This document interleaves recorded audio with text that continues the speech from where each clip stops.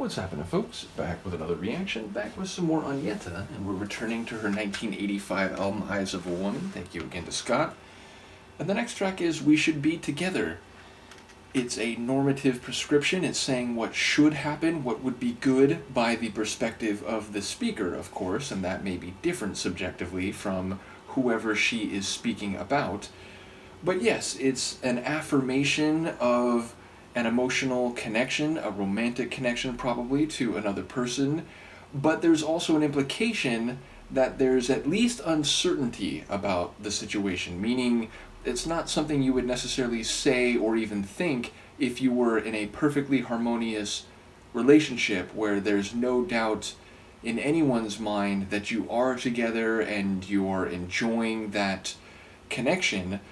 So to say it is to suggest that either it hasn't fully connected yet, or they are together, but there's some disturbance, or there's some possibility of going separate ways, or at least of things not being in a good way. So explicitly it sounds positive and supportive and convinced or convicted to remain or become a couple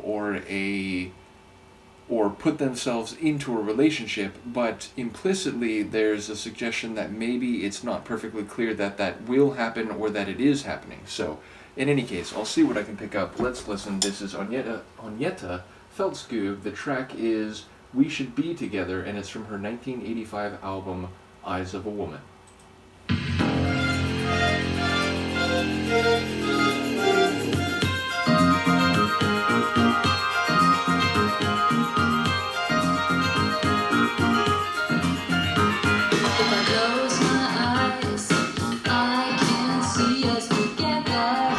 Okay. Yeah, you can hypnotize me, still I'll never forget him. No, I can hear him laugh as if he was so near. But a photograph is the only thing here. And I think that we should be together. We could be as one. And I think that we could be forever. I can't let it end before it has begun.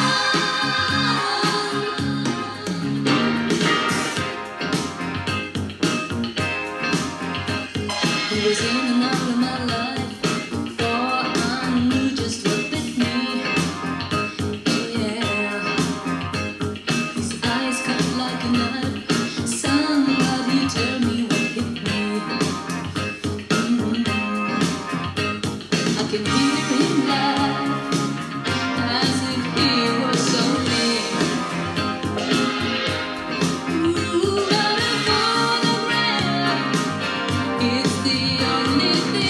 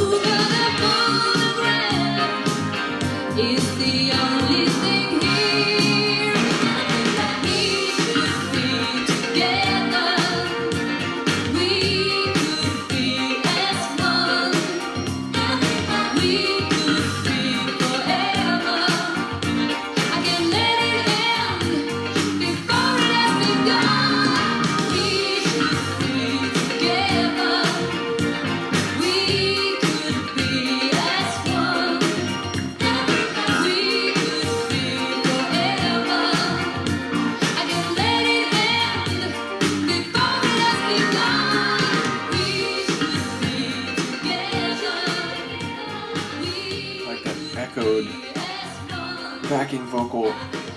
So there's one ingredient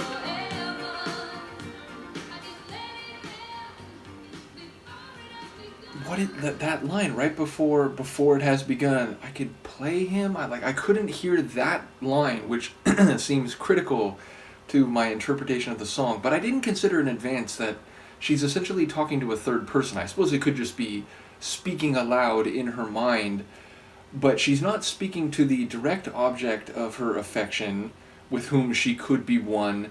She's relaying this again, whether to another actual person, a third party, or just speaking about him in her own thoughts.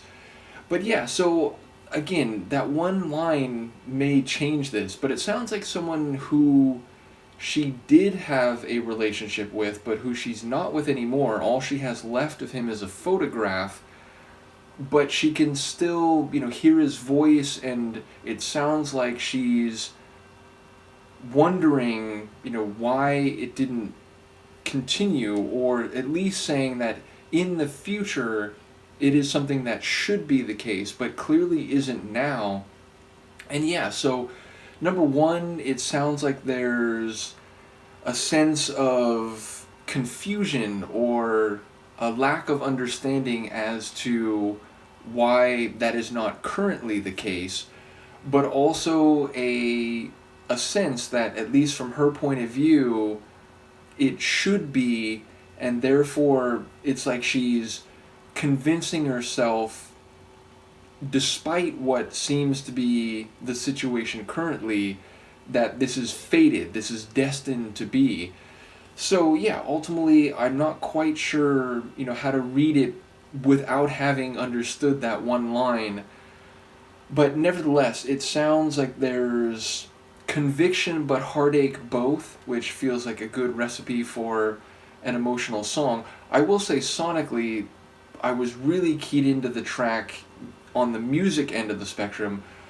Definitely a bit of that soul funk feeling, which again, going through different deep dives, including groups, mostly known for having a synth pop sound, be it, I was going to say Depeche, but maybe more Duran or indeed Power Station, the Eurythmics. By the time you get to the mid-'80s, a lot of groups that were making synth pop seem to have infused funky bass lines and brass that has a bit of a funky sound too, and this feels very much in that vein.